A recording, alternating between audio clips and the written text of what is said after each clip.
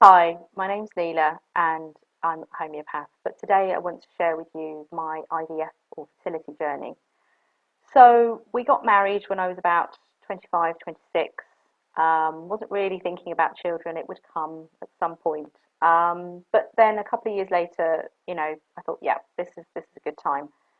And the irony is that we spend a lot of our, you know, uh, adult lives trying not to get pregnant, whether that's with, contraceptive pill or condoms or whatever. It's like, oh, mustn't get pregnant. And then the irony is when you do then try to get pregnant and you can't. Um, there's a phrase that I've heard that is there's something more painful than giving birth, and that's not being able to.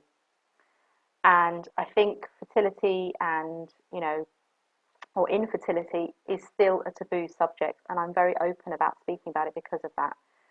Um, I'm from an Asian background. My parents were both born in India, and the pressure in terms of the cultural aspect is quite strong, and they're quite blunt with asking about it. So, when are you getting married? When are you having a baby? When are you having another baby? Is really sort of in your face with that, and that's quite hard, especially when you're struggling to get pregnant.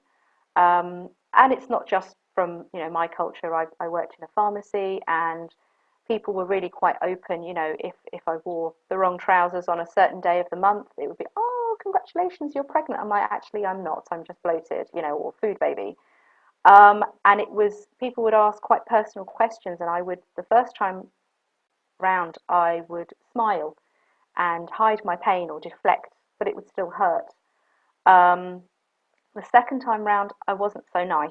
My mum would say, "Oh, you can't say that to people. That's really rude, Neela." I'm like, "Well, actually, I can, because these people are asking really deep personal questions that it's actually none of their business." So my two stock answers for when someone said, "Oh, don't you want another child?" or "Are you going to have any more children?" So the first one was, "Shall I phone you next time I'm having sex with my husband?" So that was my first response, and my mum was like, "Oh, you can't say that, was rude." I'm like, "Well, that's basically what they're asking me." Or the second response was, "Yes, I would like another child. Would you like to contribute to the IVF fund?" And again, that went a bit down like a lead balloon, but it did make people think and realise that actually something that is, you know, people assume is so natural as, getting pregnant is like falling off a log. Well, it really isn't. A few years ago at Kensington Olympia, there was a fertility show. So a whole, exhibition centre dedicated just to fertility. Now that was a huge wake up call to me that it's not just me. It is a huge, national, worldwide problem. Okay, especially in the developed world.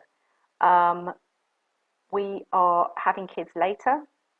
There's all sorts of hormonal issues, hormone disruptors, quite apart from the contraceptive pill and, synthetic hormones, all of that disrupting us. We're stressed. None of this is, we're all trying to lose weight, keep fit.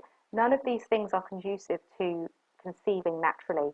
And that's quite apart from, the male side, which is, all the boys are, cycling to work, so they're keeping all the crown jewels too hot. They've got their mobile phone in there. Sperm counts have been decreasing by 20% year on year for the last, God knows how long. So, diagnosed as low sperm count.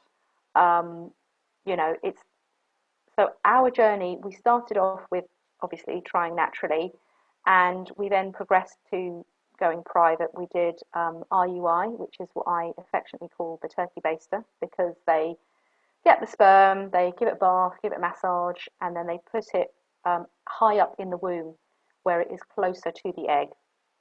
That didn't work, so we did go for full on IVF. I was using um, quite a lot of alternative therapies at the time. So, acupuncture, homeopathy, you name it, I would do it. And I truly believe that my daughters wouldn't be here if I hadn't had acupuncture. I'm eternally grateful to my acupuncturist for that. She was very, very good. She's a local acupuncturist, and my NHS and private consultant, who are the same person, they know her first name because a lot of his ladies were using her. So that just goes to show. And the first IVF cycle we did, we weren't expecting it to work. We thought, right, let's just get this out of the way. It's obviously not going to be on the first one. And it got to the day and nothing had happened. So I thought, okay, well, let's go and wee on a stick. And because it was 4 in the morning and my brain was not really functioning, nothing was happening. I'm looking at the stick going, I can't even see the line going up. I don't understand. I've done so many of these at work, but I don't understand. I'll come back. I'll go back to sleep. Wee on it. Wee on a bit of milk. Something, inspiration struck, and I turned the stick over, and there were the two little windows with two little lines. And I went, ah! My husband comes rushing into the bathroom thinking, what? What's the matter? What's happened? We're pregnant. Now what?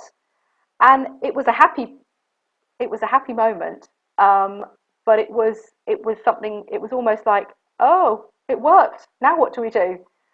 Um, Happy to report that I had a happy and healthy pregnancy and a beautiful baby girl was born. The birth, not so much, but that's for another time. And I think we optimistically, and lots of people had said to us, oh, it's buy one, get one free, you know, you'll be fine now that you've had one. Well, we weren't. Um, this time we took action sooner. I had a hair mineral analysis as well for myself and my husband, so we got on, you know, sort of various nutrients and supplements, that sort of thing, as well as all the other alternative stuff. Um, I had assumed that the ache would be less the second time round because we already had a child. It wasn't. I wanted to have two children. I've always wanted to have two children, and that ache in my heart was still there, was still the same. So we went straight back to the IVF again, and this time it took 3 cycles. Again, we were lucky enough to be able to afford it because not everyone can afford it privately. Um, and we did get pregnant on that third time. And my youngest daughter, her name means miracle because she is. Me and my husband both picked it separately when we were looking on the internet. For 8 days, she didn't have a name. She was just baby because we'd used our girl's name for the first one, and we were like, oh, now what? We've got another girl. Oh. Um, and again, I had a happy and healthy pregnancy, but it's something I feel very strongly about. There are women out there who are suffering. They may not want to speak about their journey. They may not want to share it with everyone and be so open. But if I can prevent one person from asking an awkward question to someone, which is frankly none of their business, then I feel that I would have done something good. So thanks for listening to my IVF fertility journey.